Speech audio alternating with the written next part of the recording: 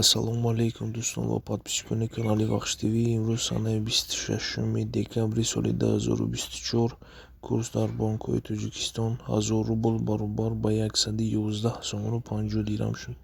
Яъне назар ба рӯзи гузашта боз 1 сомон зиёдтар шуд.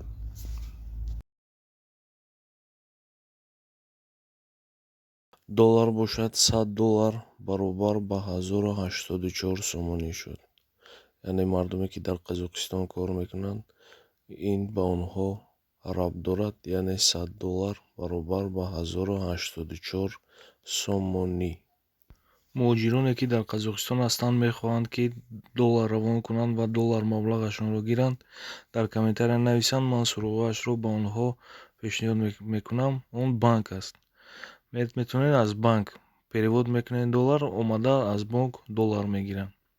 ташаккур ба диққататон. хоҳиш мекунем зери намо лайк гузоред ва дастгирӣ намоед. мо ба шумо ҳар рӯз аз дохили банк, яъне ҳамчун коргари банк ба шумо маълумотҳоро пешниҳод менамоям. ин ягон сайт